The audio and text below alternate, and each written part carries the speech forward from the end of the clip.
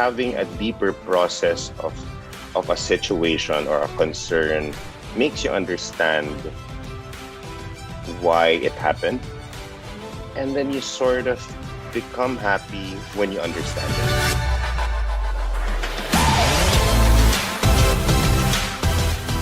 Hi, Casey. Thank you for joining me on the 6th episode of In Full Effect podcast. It's been already 6 episodes. It's crazy for me.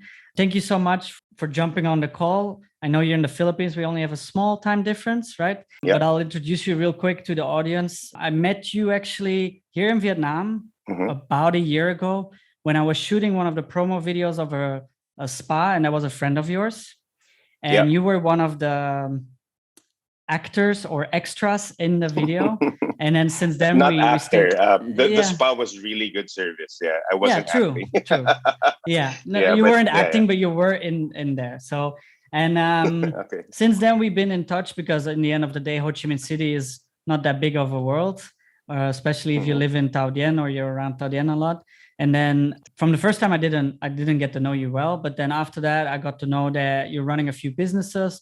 One of which you're a co-franchise owner for Anytime Fitness, and you started that in the Philippines, where you were pretty successful, and then you wanted to bring it to Vietnam, where you also tried to grow it. And I think I met you on a few times where you were promoting it with your whole team there on a lot of network events, or at least a few of them.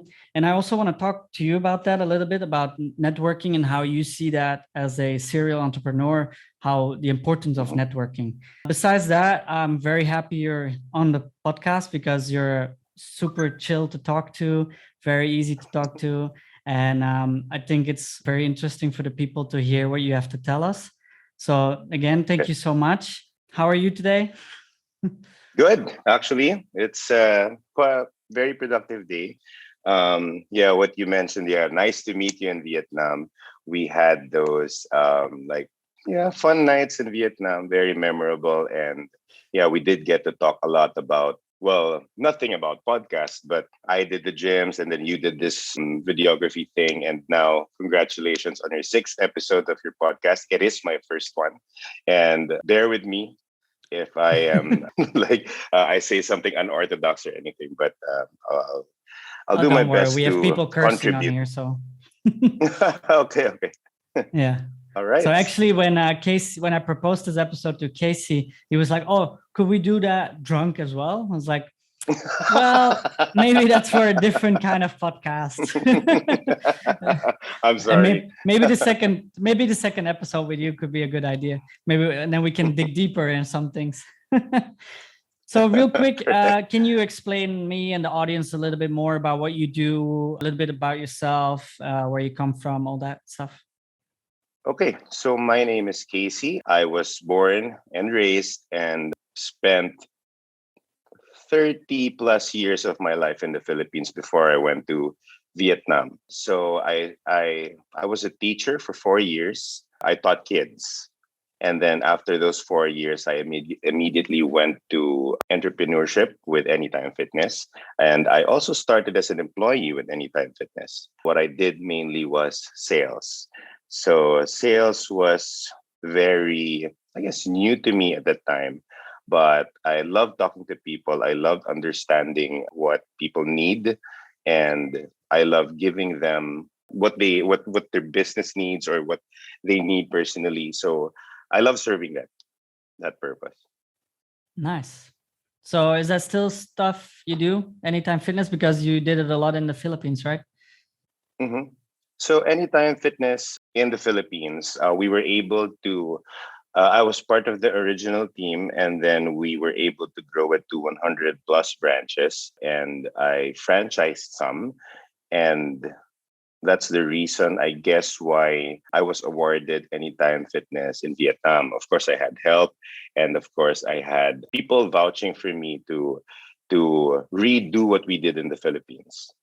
Nice. And bring the Anytime Fitness to Vietnam. That's great. So, yeah. But the Anytime Fitness experience in the Philippines was, people would say it's a gym, okay, and then it's a franchise model like McDonald's, but it's a gym, and then you just sell it, and then people buy, and then they do it. It was hard at first when people didn't know about the brand, and then it evolved into something different. So there was a time when I didn't even have a hard time selling it already because people just believed it. So the reason why I was very motivated to sell it, and at the same time people were so sold to start their own venture doing it, is because of the purpose of Anytime Fitness. So Anytime Fitness is a 24-hour gym, right? And in the Philippines, we have a lot of BPOs, we have a lot of like graveyard shifts. People in the Philippines have these, like, I don't know how you call it, but it's very traffic. It's hard to time manage, and then Anytime Fitness just works for them at first. But as an advocate of health and wellness, you start to sell a lifestyle to them, to people, and then you start acquiring trust from different ages. Like a gym, before Anytime Fitness came to the Philippines, it was like luxurious. You needed to wear the right clothes to be in the gym. They branded it as actors and actresses who were using the gym. So Anytime Fitness, we didn't do it that way. So we wanted to capture the full market and not be intimidating. And I was inspired by that as well. And then it became easy to sell because you weren't picky about your market. Even a person who can afford, let's say, a $40 per month gym, you try to sell it, and a promise that they will become healthier when they use your product. So, in line to your question, when the pandemic happened, somehow, of course, in my mind, the top three lines of businesses that had a hard time was aviation, hotels, and then gyms. So I felt that way. Like, it's so hard to get back. It's so hard to tell the market to come back to exercise again. But because it's an indoor facility, and then people were just, oh well, they were afraid that they might get COVID. Then it was hard to explain to the market that you should go or exercise to increase your immunity and so on. We all know these explanations, but the main problem was, even I felt, even myself, I'm guilty of it, that Anytime Fitness and the team that I was with, the people who I invested with, we somehow forgot why we did it. What was the purpose why we were doing Anytime Fitness? And because there was no revenue coming in, we were losing money, we got distracted from that purpose, and we really, really had a hard time financially.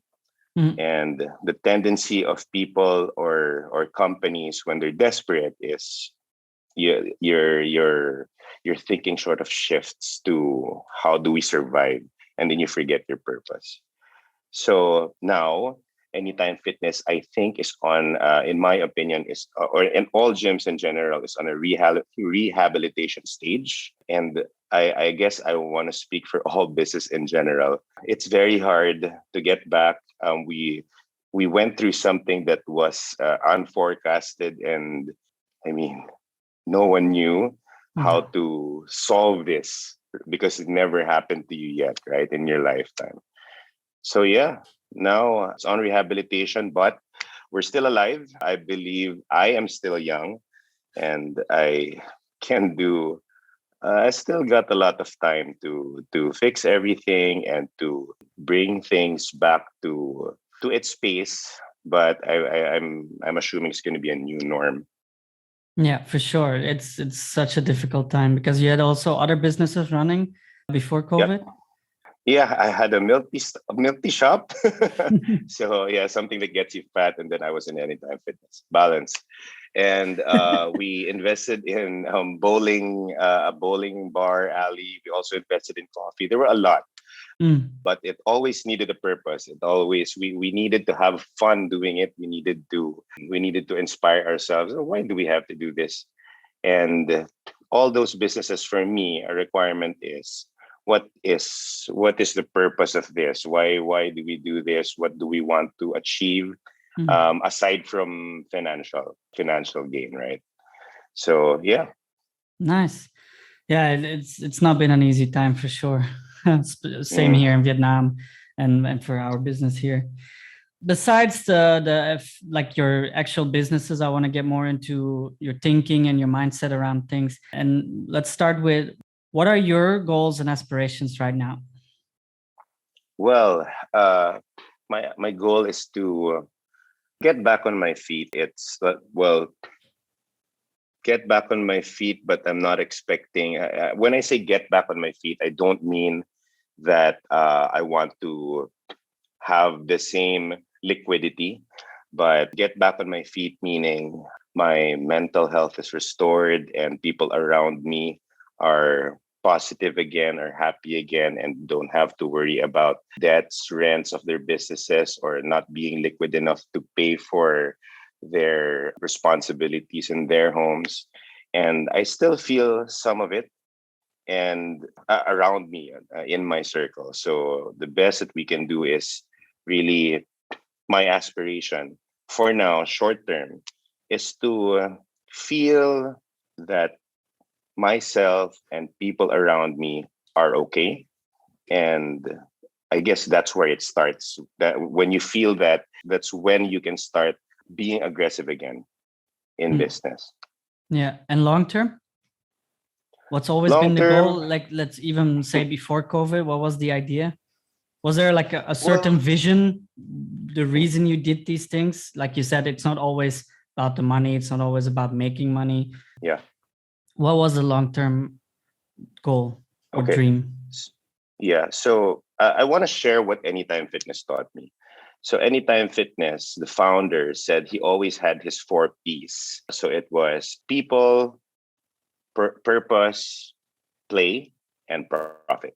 So I want to start with people. So the whole message of it is we invest in people who believe in our purpose, who still knows how to play and have fun, but at the end, maintaining a profitable outcome.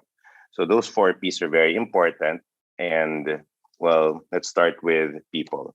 So people, we, me, myself, I sort of hire or invest with or work with people who are happy, positive, and somehow doesn't pull me back, doesn't and understands the purpose that we want to drive in, that we want to drive into. So a great example is Anytime Fitness. For the purpose of that venture in the Philippines, Philippines was very, how do I say this? Because I lived in Vietnam, I lost weight. When I went back to the Philippines, I gained weight. So Philippines is a very somehow still catching up in terms of treating health and wellness as a, what do you call it, as a necessity and not a luxury. So Philippines still has some catching up to do with that. But when Anytime Fitness came, we catered to everybody. We didn't choose anyone. We didn't choose who's pretty or handsome or who had money. We convinced the greater public that we want to get people, one person at a time, to a gym that works for them, 24 hours open. You can go anytime. And then in the span of, let's say, 6 months, you're a better person or you have better health. And I believe we somehow contributed a great aspect to that in the Philippines. Like people knew it doesn't, like Anytime Fitness came, 140 branches, but a lot of other gyms came because of the hype that Anytime Fitness gave. And healthy food came in. And I believe a lot of people now, compared to before, understands the importance. So my goal is to contribute to something big like that. Anytime Fitness, how does it contribute to the society in the Philippines? And I wanted to share that in Vietnam. But COVID happened, so I guess that will be delayed. But I still want to stick to it. I was very happy doing it. People who felt healthier trusted me, or trusted the brand, or trusted my team, or trusted people around me. That, like, people said, you changed my life. I changed someone's life by being obese to this, having heart condition to being normal. So that was the purpose of Anytime Fitness. And we were so happy doing it. We woke up every day motivated and not lazy, because each day you meet a new person who will just, you have a potential to change this person's life, right? So in line to your question, I want to contribute to something that big. Anytime Fitness was one. On my next big venture, I want to contribute to something that will change something very big in the Philippines positively, or in Southeast Asia, or even bigger. I don't know what that is yet, but that's my goal. Well, keep me updated on that. Yeah, we'll come up with something. So for you, it's the purpose is beyond yourself, and it's more focused on helping people in the right direction to improve them, right? Because you already you know what's important for you, and you know what makes you happy, and you want to share that with people. Mm-hmm. Nice. Exactly. That's great. That's awesome. My next question would be the big question for the podcast, let's say, and I want to see your idea on this. And what is your full potential? Okay, so full potential, I would say I wanna,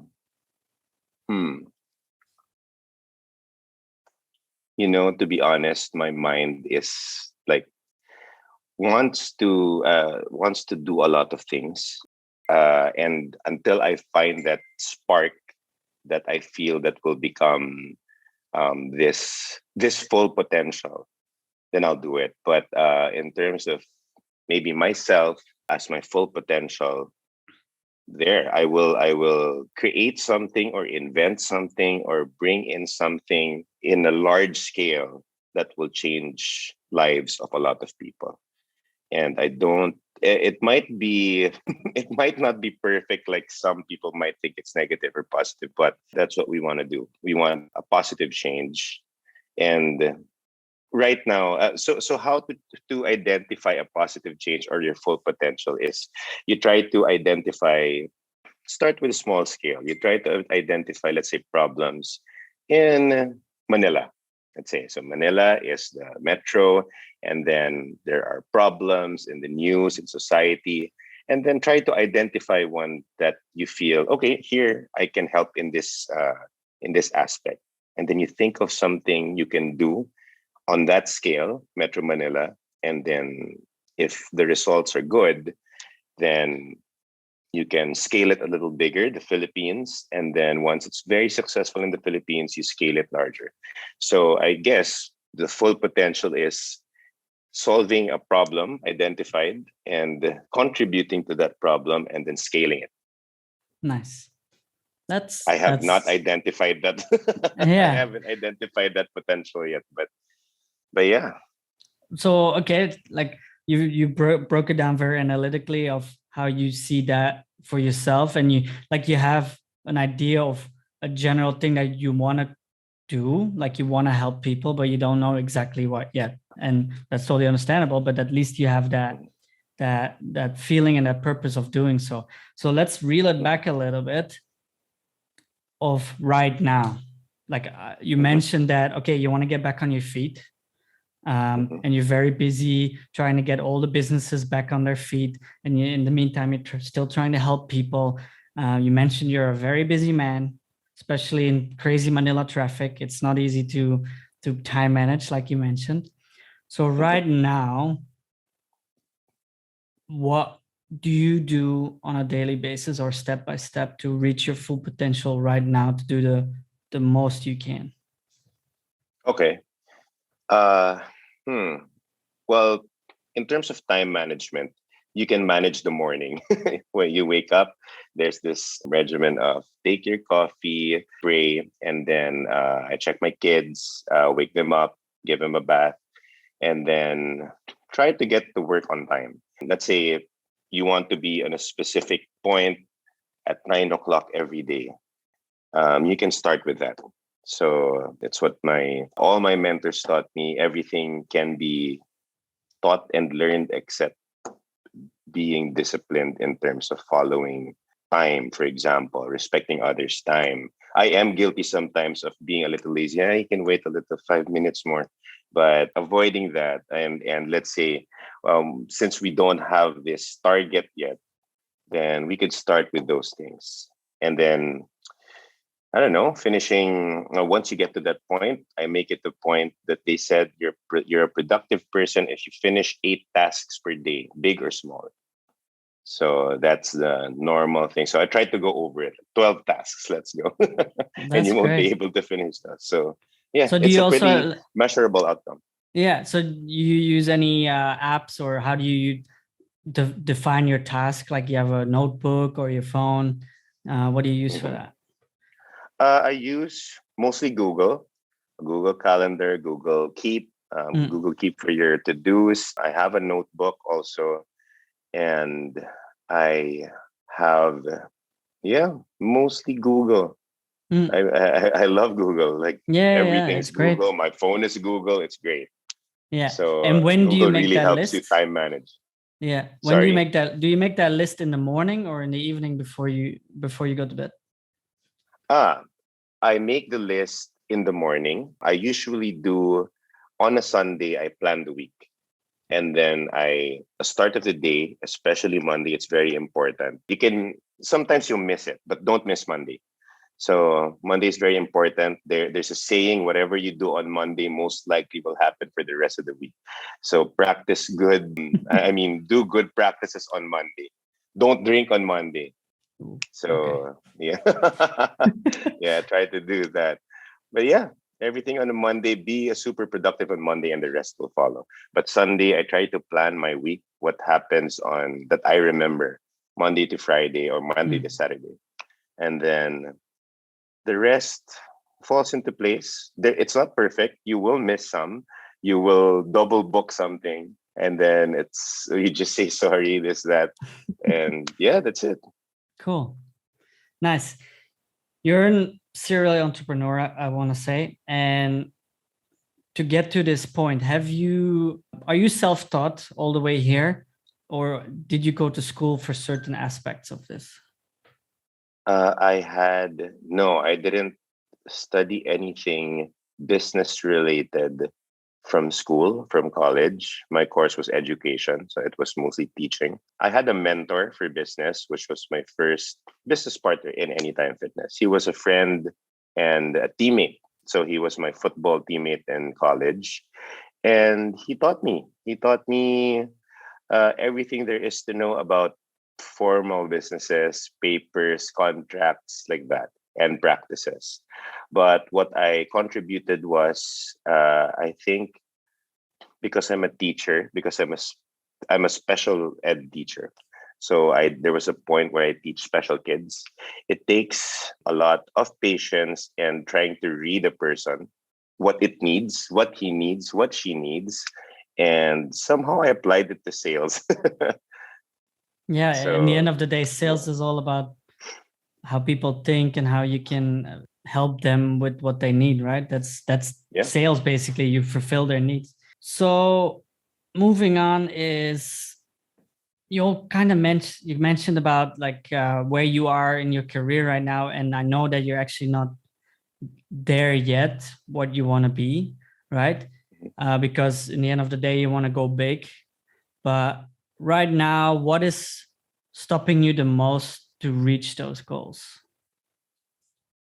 I would say debts from COVID. I don't want to start something big with a big something hanging on my shoulder. So Mm. I want to clear everything, clean it first, but I want to time it. Like, okay, I'm 36 years old now. When I get to 37 or 38, these debts are done. Whatever we left behind, like businesses that had a hard time because of COVID, I want them to get back on their feet or probably cut losses and then have a peaceful separation with everything, and then start doing it. But it has to be timed. You don't want to linger on like, okay, this is not yet done, and then you're just hindering yourself from it. But yeah, I am putting a timeline on it, like on good, better, best, 2 years 2 years is the good, 1.5 years is better, 1 year done best. Nice. So if it's 1 year done, then we can already I can already start it, and then, but it doesn't stop you from brainstorming. Yeah. So even if it's within the year, do you already know what your next step is going to be? I hope so. Yeah. Okay, but so there it's are a still, lot. yeah, that's good though. That's good. You already mentioned one thing. Your mentor has been a very important person in your life for business. Are there any other people in your life that shaped who you are right now? My wife. So my wife taught Good answer. me to safe answer. This is recorded, right? So yeah, my wife. So my wife just taught me to balance it, and she has never stopped telling me to balance everything. I drink a lot, and but it doesn't stop me from waking up early and going to work. But I like meeting people when I go out, and my wife reminds me to not to go not to go out, but to manage it. Like manage it, and then, okay, you have to do this. Sometimes she writes my schedules, and then, okay, you can drink as long as you're this, as long as you're here at this time. Even if you smell like alcohol, that's okay. Yeah, I've heard similar advice from my end sometimes. Yeah, that's great. Go. Anyone else besides wife? I would say there are a lot, but those are the main ones. Yeah, my mentor and my kid and my wife. Yeah, and of course, my inspiration are my kids. Nice, that's great. How old are they? 12, 7, and 5. Wow, 3 kids. Nice. Yeah. Nice. Are there any things in your life, like moments or obstacles that shaped who you are right now? COVID, obviously. COVID is it's an obvious answer. Charge to experience. Money you lost, charge to experience. But yeah, you learn a lot. Maybe before that, I would advise parents like me to put your kids into sports, especially team sports. Team sports build a lot of character. And I guess when people in the industry like me because I don't give up easy, and I seem calm whenever we're like the business turns into this all of a sudden, and then I'm able to stop and think calmly. But I learned that from sports, from being disciplined by the coach, for the pressure of games, teammates from different cultures. Talking to them, you understand a lot of cultures and people.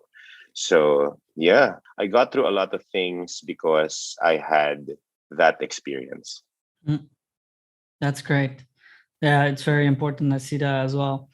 And one thing I wanted to ask you is because I'm a big advocate of networking, and I see a big importance in that. And I want to see your opinion in that, especially because you grew you grew a franchise, you grew a few other businesses. What's your approach to networking, and how important is that to you and for your surroundings? Okay, it's very important in the sales industry. So in my history of selling a lot of things, selling a franchise, selling equipment and everything, it had a lot to do with networking. So networking for me is there's a line between trying too hard to get all these big names in your portfolio. It's a give and take. So networking, I would say, introduce yourself by not giving a business card, but by doing something memorable to a lot of people. You can give your business card, of course, but it doesn't mean that you will be remembered. Probably majority of business cards are misplaced, or are forgotten at a bar or a meeting table or something. So really, you need to leave something for that person to remember you. That it will strike that person as a realization. Oh, that Casey, he asked you this, and then I get remembered in that way. And then you do things not necessarily for that person. You do things on a scale that you will be remembered. So that's how I guess a good networking starts for me. And I remember in the drinking scene in Vietnam, I when I get really like about to get drunk, I ask people if they're happy. If you ask people who I'm close with in Vietnam, what does Casey say when he gets drunk? I'm very known for asking, like my eyes are like this. Are you happy? And it's it's part of the four P's that I explained earlier, like play, happy. You gotta have fun with what you do. Yeah. So when I ask it, even if I'm intoxicated, are you happy is a sincere question on are you happy with what you do? Are you happy in general? Are you happy with your life? Do you feel that what you do is in line to your purpose? Yeah. And I get remembered with that question. And then somehow when I see him again, Casey, are you happy? And it's like, this person remembers me. Now you're part of my network. Nice. Something like that. That's Something great. like that. That's a really good one. I might steal that or modify that to Go my ahead. own. So do you have like maybe other little things that people can do to get remembered by, that maybe more like introverted people or for a lot of people it's already a big step to go to a network event or to socialize with people? Mm-hmm. What are like little steps to be able to stand out instead of just like, oh, here's my business card, hello? Mm-hmm. I have a good example. So especially for introverts. So introverts, even if you're an introvert, you already have an existing network. Doesn't matter how shy you are or how outspoken you are. An introvert, what they can do is identify a need of a person, then introduce another person that can cater to his need. And then even if you didn't give that service, the person gave that service, then you'll be remembered by introducing that service. And you'll be remembered as someone who helped, right? Nice. And you didn't need to explain anything. You didn't need to explain your business or anything, but you start to get remembered by being a go-to guy in terms of this person can help you even if it's not my expertise. Nice. So go with a friend to a network event that can help someone as well. Yeah. I was like, I do this. I met this person earlier. This is he does this. Yeah. But even if it's not your expertise, they'll remember you. Yeah, that's great. Because I kind of am an introvert, and that's also one of the reasons why I want to do this podcast, is to talk to people more, to get to know people more, to be better at speaking and expressing. That's one goal. So yeah, there's actually really good tips, and definitely will use them as well. That's why we actually, with the K Collective, my company, we sponsor a lot of events or partner a lot of events, because then we are that already a talking point immediately, and I don't have to approach too many people, but I get approached. Because once I get approached, I'm fine talking, but it's setting that first step towards people that I usually have more issues with. Yeah, to break the ice. Yeah, it's so dumb, because once that ice is broken, I'm a waterfall. Like, I keep talking, I keep talking. Especially most of us are like that. Yeah. Either the ice needs to get broken, or the few beers will melt the ice as well. That's true. Good term. I'll use that too. Okay. Yeah. Just tell your wife, I just need to melt the ice a little. Correct. Cool. Another question for you is, do you compare yourself with others throughout your journey and on a daily basis, or was there a point in your life where you really struggle with that? To be honest, no. I'm not trying to carry my own bench, but I find myself not having to do that. But I do look up at other people, but it doesn't necessarily mean that I'm comparing. And yeah, just try to identify, let's say, remember the key things that other people do, other businessmen do, that you idolize, and then you try to apply it. Mm. Yeah, but not necessarily comparing it. Yeah, but also not like in a positive way, like you use it as fuel. Like, yeah, you actually already mentioned it. Like you look up to someone and you try to mimic and match it, right? So yeah, oh, Mm-hmm. that's great. Yeah, that's really good. And then we're getting to our last few questions, actually. Okay. We actually already talked about your short-term and mid and long-term plans. So to recap a little bit, short-term is try to get your feet back underneath. Mid-term is to Mm-hmm. get your debt like off, and then long-term is to save the world with more happiness. Yeah, yeah, with happiness, with rainbows and butterflies. But Nice. yeah. That's great, though. Do you have any recommendations for people for self-improvement, like books or podcasts or anything that you do and follow on a daily basis to grow yourself? Uh, hmm. Well, I don't really listen to podcasts, to be honest. You'll I have to do now, I'll, though. yeah. This inspires me. So yeah, I'll listen to more podcasts now.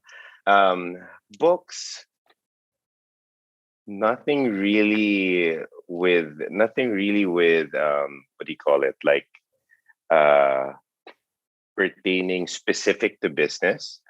I would recommend. Well, this is a Christian book, but I read one book that's called The Shack, and the lessons learned on that book can be applied to real life and businesses. Mm, So, but it's a Christian book. It's teaching a lot of, I guess, forgiveness and understanding people, why a person would do this, and instead of getting mad at this person, you try to understand what's behind it, mm. and somehow it applies to catering to a need.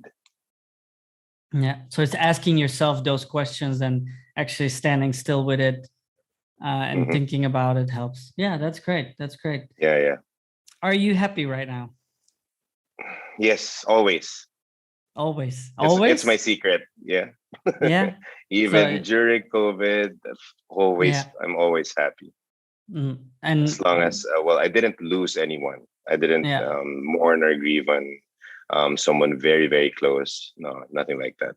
So Mm, I'm happy. I guess that would somehow shake me off my balance if something like that happened. But mm. yeah, in general, I'm always happy. Even the failing businesses, even debts, trying to get back is hard. But yeah, always happy.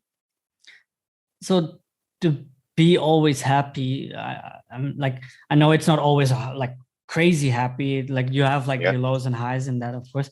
But I Hmm. imagine you need to have a certain thought process with that, right? Or like do you focus on a certain thing that like, oh yes, this happened and it's unfortunate, but look, I'm still happy because da da da. Is there something that keeps you in that mentality?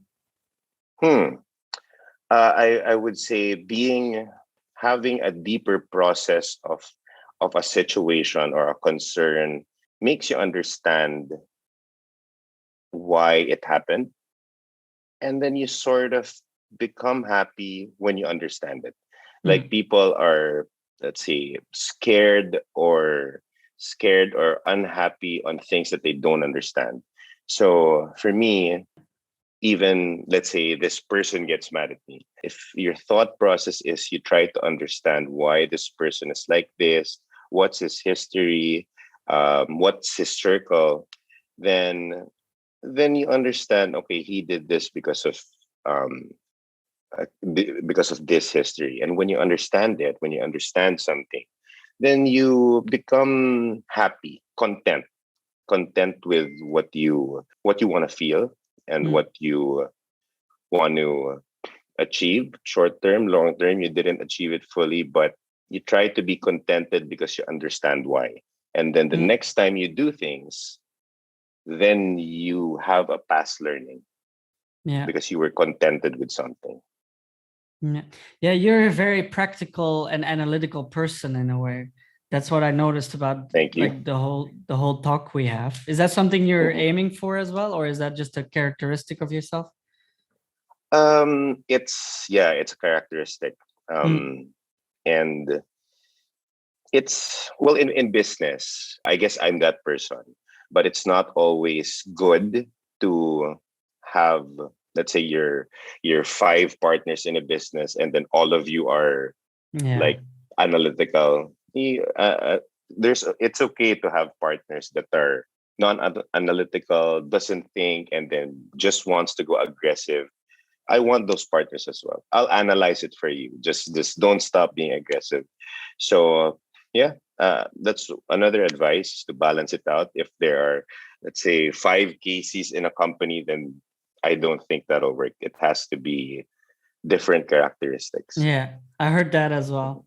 I mean, my business partner is 15 years older than I am.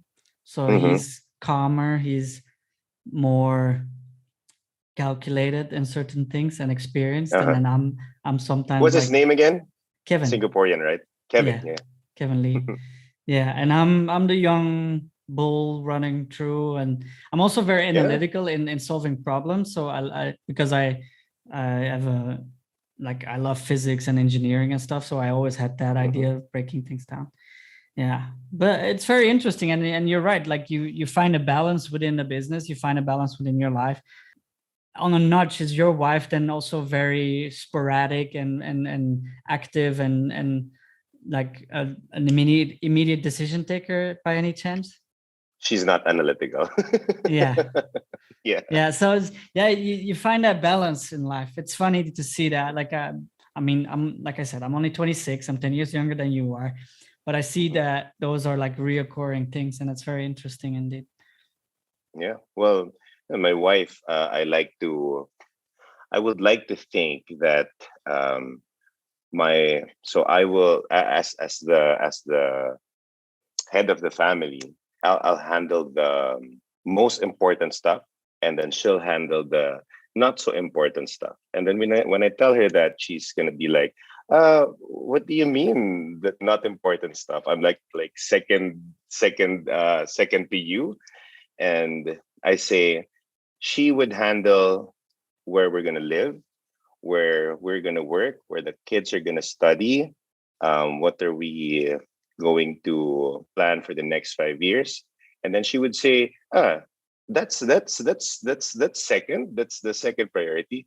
Yeah. And then me, I'll handle global warming, politics, is that, so I'll handle the first priority ones, and then you can handle the less important ones. That's great. That's a good approach. Yeah. Do you have a favorite quote or saying you go by? Not from that book, but in general, could be your life philosophy, or could be a favorite quote you heard. I have a lot, but I'm sort of having a mental block now on that. What's my favorite? I think we already talked a little bit. It's not necessarily a quote, but it's like a philosophy you go by, right? It's like focused happiness, like always striving to help others. Okay. I thought of one now. So with the quote unquote, are you happy? So happiness is very relative, and your happiness is not the same as mine, right? Exactly. And I guess I live by like what I said earlier, is everyone is very subjective in terms of what we want. And to become, I guess, a service-oriented person, or to become a person good in their network, to be known in their network, is being able to understand their happiness, being able to relate to their happiness, practicing good empathy. If I was in their shoes, How would I think? What would I do? What makes them buy? What makes them decide on something? What emotional aspect do they feel before they make a decision? And yeah, I suggest reading those things. You can read it through body language, the way they talk. You can get it by finding a common ground. Let's say I met in business, I'm trying to sell something to someone, and then you ask questions, and then you land on something that you both like or you both did, and then it starts there. And then you start to read. And of course, I don't know if I've been talking too much, but listening is very important. Yeah. Heard that as well from my future wife. Okay. But I totally agree. It's where it all starts in the end of the day. Mm-hmm. Start with listening, and then you can start analyzing, because there's nothing to relativity. analyze. Yeah, relativity. Correct. Yeah, that's awesome. To finish off the podcast, where can people follow you on your day-to-day? Well, I have Facebook and Instagram. I have I use a lot of links for my business. I'm sorry that let's say my Facebook or my Instagram is not that active day to day. I do post some stories once in a while, but yeah, feel free to reach out to me and ask anything through Facebook or Instagram, the most active ones. Yeah. Awesome. I'll definitely link that below. Thank you. All right. Thanks. Thank you so much, Casey. Thank you also. I'm very happy for my first podcast. Yeah. Welcome. I'm very happy you came on. I was nervous at first. No, I don't want to make it. It's not like it's a bit of an interview, but in the end of the day, I just want to see your perspective on things, because you've been through certain experiences. You do certain things that others don't, but might inspire other people. So I just want to share that with people, and I knew you had great values and views, and I just wanted to get it out there. So thank you so much. I hope we inspire a lot of people. Yeah. I hope so too, and I'm really happy we had a catch up again. It's been a while. Are you planning on coming back to Vietnam at any time? I want to. I do miss you guys. Like, there's a big network that we're trying to keep in touch, but of course, being busy or having too many people that having too much diverse ideas, then you tend to forget a lot. But yeah, I gotta get back to get in touch with people. I learned a lot in Vietnam. I learned different cultures in Vietnam. So it's definitely a place to learn things. Yeah. Yeah. Well, maybe for travel or anything, I really want to come back to the Philippines as well. So we'll probably cross our paths again. Indeed. Yeah, I hope so. We're still young. We have a lot of years ahead of us that I'm sure I'll meet you somewhere there. Okay. Yeah. Awesome. Thank you so much. Thank you so much. Okay.